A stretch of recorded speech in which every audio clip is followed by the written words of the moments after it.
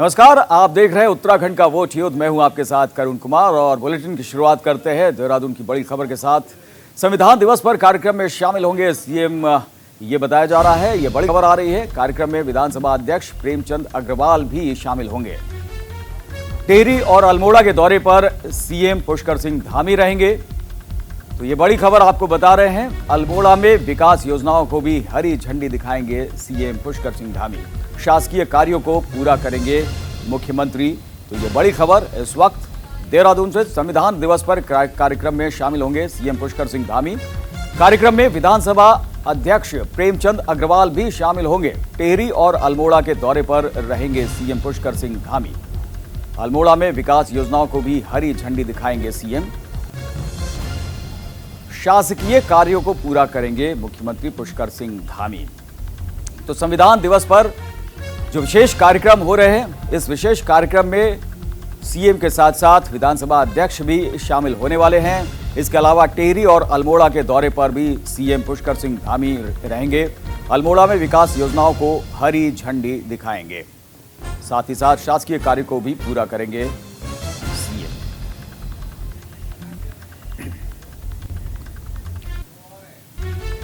और देहरादून से हमारे संवाददाता रोहित विक्रम सिंह हमारे साथ जुड़ गए हैं। रोहित, आपसे जानना चाहेंगे, सीएम का आज काफी व्यस्त कार्यक्रम रहने वाला है। कहां कहां पहुंचेंगे और किस तरह से कौन कौन से कार्यक्रम होंगे?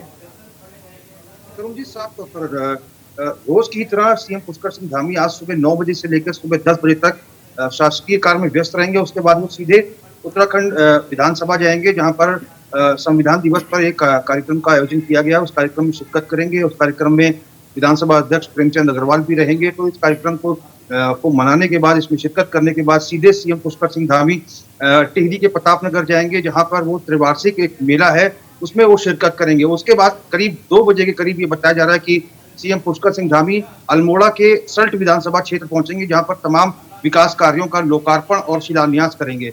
वहां से सीधे अपने निजी हेलीकॉप्टर से सीएम पुष्कर सिंह धामी देहरादून फिर वापस आएंगे और देहरादून पहुंचकर वो शाम को 6 बजे से लेकर रात के 10 बजे तक शासकीय कार्य में व्यस्त रहेंगे। तो आज दिन भर का जो शेड्यूल है सीएम का इन कार्यक्रमों का है। करुण जी, बिल्कुल, टिहरी और अल्मोड़ा में वो पहुंचेंगे सीएम और साथ ही साथ विकास कार्यक्रमों में शिरकत करेंगे। निश्चित तौर पर जो विकास के काम है वो तरजीह दे रहे हैं। यहाँ पर किस तरह के ये कार्यक्रम हो सकते हैं? कौन कौन सी जो विकास की योजनाएं हैं जिनको कोई परवान चढ़ाते नजर आएंगे? करुण जी, साफ सिंह धामी 2 फॉर्मूले पे काम कर रहे हैं। एक तो जीरो पेंडेंसी और जो तमाम जो कार्य हैं उनको त्वरित गति से पूरा किया जाए, और सरलीकरण की बात सीएम पुष्कर सिंह धामी करते हैं। तो साफ तौर पर जब से उन्होंने मुख्यमंत्री का पद संभाला है, लगातार वो तमाम जो विकास योजनाएं हैं उनका शिलान्यास कर रहे हैं और लोकार्पण भी कर रहे हैं।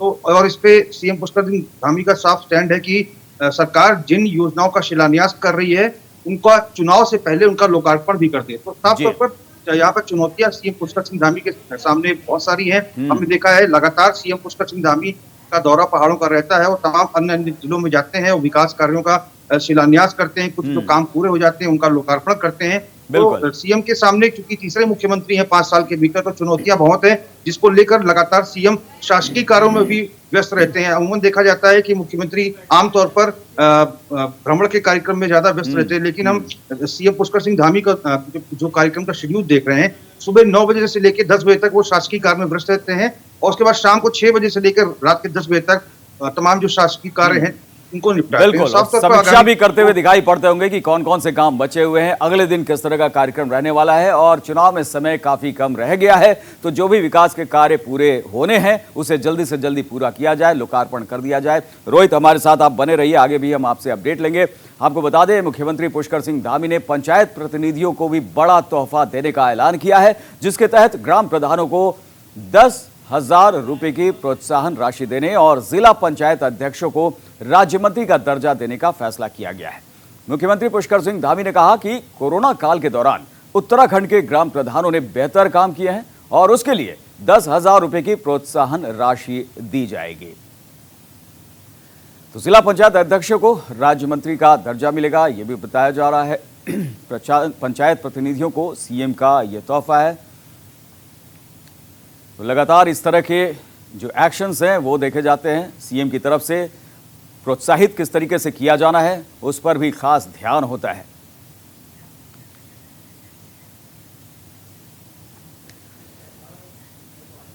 और रोहित विक्रम सिंह हमारे संवाददाता हमारे साथ बने हुए हैं। रोहित, आपसे जानना चाहेंगे, प्रोत्साहन राशि ग्राम प्रधानों को इस तरीके से लगातार जो है वो सीएम काम कर रहे हैं। ऐसा लगता है कि जहां भी जरूरत है वहां पर लोगों को प्रोत्साहित किया जाना चाहिए। ये जो प्रोत्साहन राशि दी जा रही है उसे किस तरीके से देखा जा रहा है और किस तरह की प्रतिक्रिया है?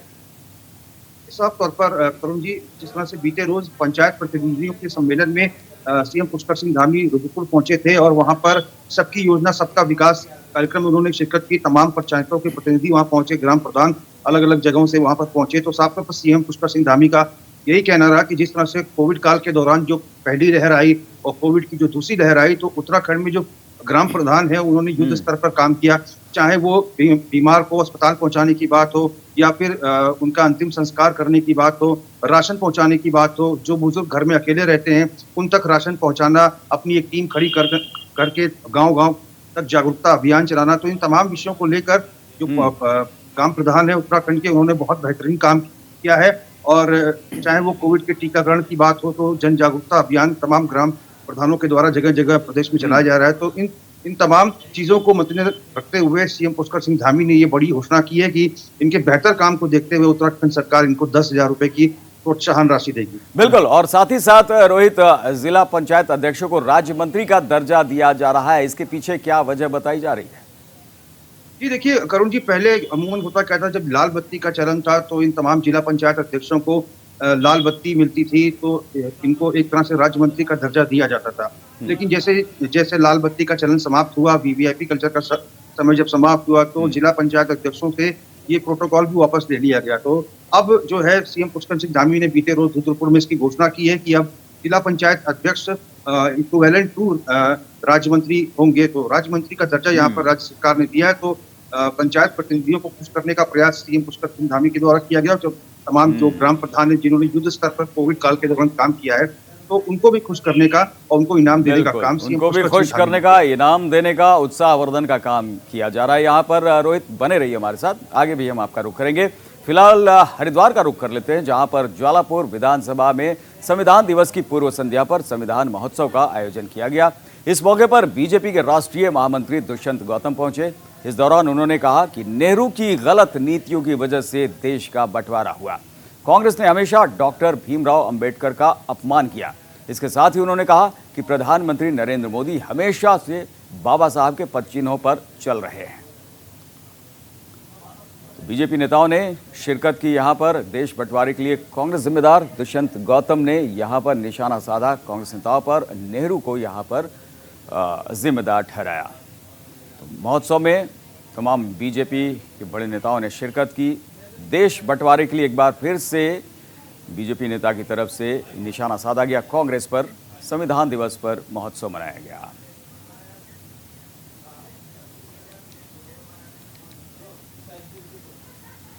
और संजय पुंडीर हमारे साथ जुड़ गए हैं, हमारे संवाददाता। संजय, इस बारे में क्या बताया जा रहा है? लगातार जो है वो कांग्रेस वो निशाने पर रहती है और साथ ही साथ नेहरू एक बार फिर से निशाने पर। बंटवारे के लिए कांग्रेस की गलत नीतियां जिम्मेदार, ये कहा जाता है। बिल्कुल करुण, संविधान दिवस की पूर्व संध्या पर भारतीय जनता पार्टी के प्रभारी ठहराया, कहा कि कांग्रेस की गलत नीतियां भी बताई है। ऐसे में यहाँ गोष्ठी करते हुए कहा है कि जिस तरीके से संविधान बनाया गया है उसमें महिलाओं का भी सम्मान है और तमाम तरीके संविधान में जो जो बातें रखी गई है वो आज कहीं ना कहीं उनमें लोग काम आ रहे हैं और लोगों की जो यहाँ पर पहुंचे काफी उत्साह दिखा। हालांकि जो यहाँ पे पहुंचे अब ज्वालापुर विधानसभा के सुरेश राठौर भी यहाँ मौजूद थे। तमाम कार्यकर्ता और भारतीय जनता पार्टी के कार्यकर्ताओं में इस महोत्सव में यहाँ काफी उत्साह दिखा। जी बिल्कुल, और साथ ही साथ ये भी कहना कि पीएम मोदी हमेशा से बाबा साहब के पदचिन्हों पर चल रहे हैं और लगातार ये कोशिश की जा रही है कि संविधान की जो सही तरीके से व्याख्या की गई है, जो उसकी सही और अच्छी बातें हैं वो लोगों तक पहुंचाएं। इसके बारे में और क्या कुछ कहा जा रहा है? बिल्कुल, जिस तरीके से संविधान बनाया गया है उससे बिल्कुल जो नरेंद्र मोदी है वो पूरे खरे उतर रहे हैं। हालांकि अंबेडकर ने संविधान में समानता का अधिकार दिया है और कहा है कि जो लोग भीमराव अंबेडकर को ब्राह्मण विरोध करार दे रहे थे वह सिर्फ वोट की राजनीति कर रहे थे। वह अंबेडकर को जाति और धर्म में बांटने का काम कर रहे थे। तो ऐसे में कहीं ना कहीं दुष्यंत गौतम जी ने यहाँ संबोधन किया और साथ ही साथ संविधान दिवस पर जिस तरीके से लोगों को समानता का अधिकार दिया है, महिलाओं का सम्मान हुआ है, तो ये सब कुछ जो बाबा भीमराव अंबेडकर की देन है। जी कांग्रेस की तरफ से भी इस पर कोई प्रतिक्रिया? क्या कांग्रेस की तरफ से भी संविधान दिवस पर कुछ कार्यक्रम आयोजित किए जा रहे हैं? बिल्कुल, आज देश भर में यूं तो संविधान दिवस मनाया जा रहा है। उत्तराखंड के कई जिलों में आज संविधान दिवस मनाया जाएगा। ऐसे में आज सुबह से जो कार्यक्रम की तैयारी है वो कर ली गई है। हालांकि संविधान दिवस के मौके पर कांग्रेस और भाजपा और तरह तरह की तैयारी कर रहे हैं। जी चलिए संजय, बहुत बहुत शुक्रिया तमाम जानकारी के लिए। तो तमाम पार्टियों की तरफ से ये तैयारी हो रही है, लेकिन भारतीय जनता पार्टी एक बार फिर से कांग्रेस पर निशाना साधने में पीछे नहीं रह रही है। ये मौका चूकना नहीं चाहती। बढ़ते आगे आपको बताएं कि बॉलीवुड एक्टर और सांसद रवि किशन देहरादून पहुंचे, जहां रवि किशन ने प्रधानमंत्री नरेंद्र मोदी के विजन की तारीफ करते हुए कहा कि प्रधानमंत्री नरेंद्र मोदी हर समय देश के विकास के लिए काम कर रहे हैं। और इसके साथ ही प्रदेश की धामी सरकार की भी तारीफ करते हुए उन्होंने कहा कि बीजेपी सरकार में प्रदेश में कानून व्यवस्था और मूलभूत सुविधाएं बेहतर हुई हैं। धामी सरकार में जरूरतमंदों का ध्यान दिया जा रहा है। आपको बताएं कि रवि किशन फिल्म बूंदी रायता की शूटिंग के लिए देहरादून पहुंचे थे।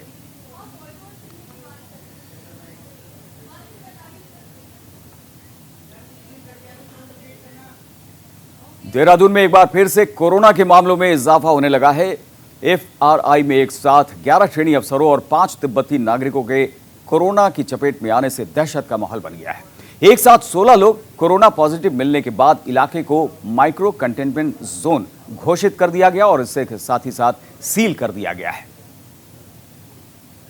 तो कोरोना के मामलों में फिर से इजाफा देखने को मिल रहा है। 16 लोगों के कोरोना पॉजिटिव होने से हड़कंप मच गया। एक साथ 16 लोग, और इसकी वजह से कंटेनमेंट जोन घोषित कर उसे सील कर दिया गया है। कोरोना के मामलों में देहरादून में एक बार फिर से इजाफा देखने को मिला है, जहां पर 16 लोग एक साथ कोरोना पॉजिटिव पाए गए, जिसके बाद हड़कंप मच गया।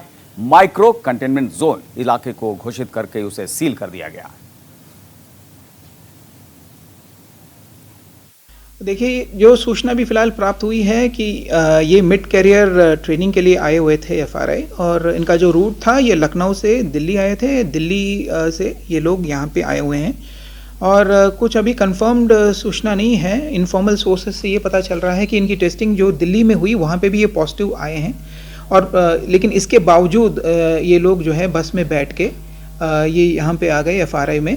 तो इसकी जांच की जा रही है और अगर इसकी पुष्टि होती है तो नियमानुसार कार्रवाई भी की जाएगी। देखिए, ये कॉन्टैक्ट ट्रेसिंग हम लोग अभी फ़िलहाल कर रहे हैं, और जहाँ तक तिब्बतियन कॉलोनी का मामला है वहाँ पे जो 5 केसेस आए थे, हमने कॉन्ट्रैक्ट पहले एक पर्टिकुलर केस आया था पॉजिटिव। तो साफ तौर पर सावधान रहने की ज़रूरत है, एहतियात बरतने की ज़रूरत है, और जो भी निर्देश और दिशा निर्देश गाइडलाइंस हैं उनका पालन किए जाने की ज़रूरत है, वरना कोरोना के मामले में इजाफा अगर होते हैं तो फिर आगे हालात और भी खराब हो सकते हैं। हरिद्वार से खबर, जहां पर देवस्थानम बोर्ड को लेकर धर्मनगरी में संतों की सियासत गरमाने लगी है।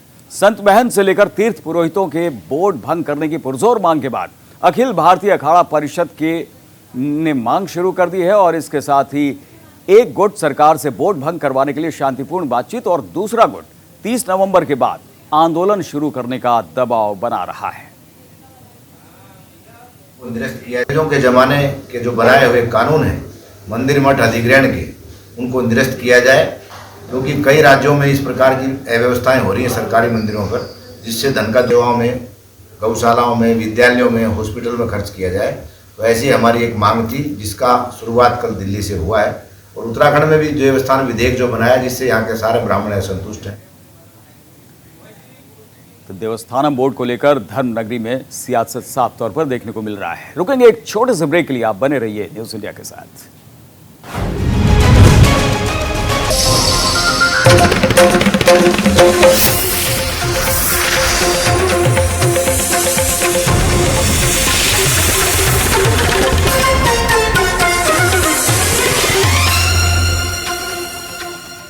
तो ब्रेक के बाद आपका एक बार फिर से स्वागत है। आज दिन भर बड़ी खबरों पर हमारी नजर रहेगी, और इनमें परमवीर सिंह को लेकर पूरी अपडेट भी हम आपके सामने रखेंगे। तो सबसे पहले ऑपरेशन क्रोकोडाइल में हमने बताया था कि परमवीर सरेंडर करने वाला है। दूसरी बड़ी खबर जिस पर हमारी नज़र खास तौर पर रहेगी, आज संविधान दिवस मनाया जा रहा है। राष्ट्रपति प्रधानमंत्री संसद के केंद्रीय कक्ष में कार्यक्रम को संबोधित करेंगे। साथ ही साथ किसान आंदोलन को आज 1 साल पूरे हो रहे हैं। चौथी खबर 26/11 के 13वीं बरसी को लेकर है।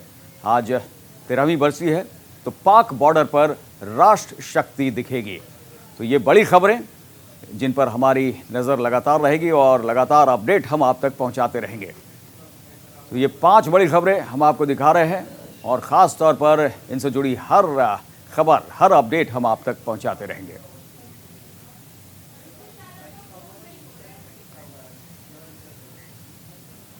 तो इस वक्त की बड़ी खबर आपको बता दें, किसान आंदोलन को आज 1 साल पूरा हो गया है। दिल्ली के बॉर्डर पर किसान प्रदर्शन करने वाले हैं। इस मौके पर टिकरी बॉर्डर पर किसानों का जमावड़ा लग रहा है। किसानों के आंदोलन की वजह से सुरक्षा व्यवस्था और चाक चौबंद कर दी गई है, सुरक्षा बढ़ा दी गई है। आपको बता दें 27 नवंबर को यानी कल किसानों की महापंचायत भी होने वाली है। इसके अलावा 29 नवंबर को किसान ट्रैक्टर मार्च निकालेंगे। 29 नवंबर से ही संसद का शीतकालीन सत्र शुरू होने वाला है और उसी दिन किसान ट्रैक्टर मार्च निकालने वाले हैं। दिल्ली के बॉर्डर पर किसान प्रदर्शन करेंगे। आज 1 साल पूरा हो गया है। टिकरी बॉर्डर पर किसानों का जमावड़ा लगने लगा है। किसानों के इस आंदोलन को देखते हुए, उनकी बढ़ती हुई संख्या को देखते हुए सुरक्षा चाक चौबंद कर दी गई है, सुरक्षा बढ़ा दी गई है। 27 नवंबर को यानी कल किसानों की महापंचायत होने वाली है और साथ ही 29 नवंबर को ट्रैक्टर मार्च करेंगे किसान।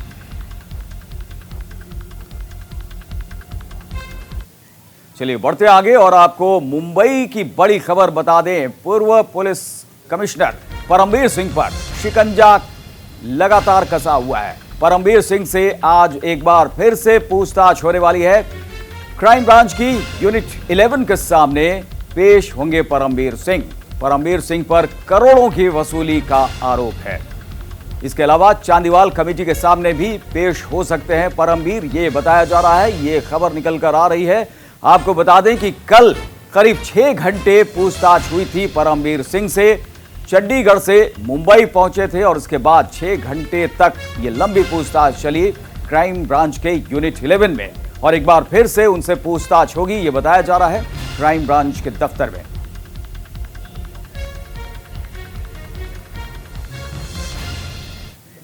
और एक और बड़ी खबर आपको बताएं, बंटवारे पर संघ प्रमुख मोहन भागवत का दर्द झलक उठा है। विभाजन निरस्त करके ही दूर होगा यह दर्द, मोहन भागवत का यह कहना है। विभाजन में सबसे पहली बलि मानवता की ली गई थी। देश का विभाजन न मिटने वाली वेदना है, मोहन भागवत ने यह कहा है। प्रस्ताव को इसलिए स्वीकारा ताकि खून की नदियां न बहें। तो ये बड़ी खबर आपको बता रहे हैं। मोहन भागवत का दर्द छलका है बंटवारे को लेकर। उनका कहना है कि प्रस्ताव इसलिए स्वीकारा ताकि खून की नदियां न बहें। तो बंटवारे से खुश नहीं, लगातार जो है इसे लेकर बयान आते रहे हैं। विभाजन निरस्त करके ही दूर होगा दर्द, मोहन भागवत। और क्या कुछ कहना था उनका, आपको सुनाते हैं। हम जिसको अपनी प्रिय मातृभूमि मानते हैं, जिसकी स्वतंत्रता के लिए लोगों ने अपने बलिदान दिए, इतने पीढ़ियों ने अपना संघर्ष किया, उस मातृभूमि का विभाजन हुआ। भारत का व्यक्ति, विशेषकर हिंदू समाज, जमीन का टुकड़ा नहीं मानता। समुद्र वसने देवी पर्वतस्तन मंडले विष्णु पत्नी नमस्तुभ्यम पादस्पर्श। और खबरों का सफर जारी है, आप बने रहिए न्यूज इंडिया के साथ।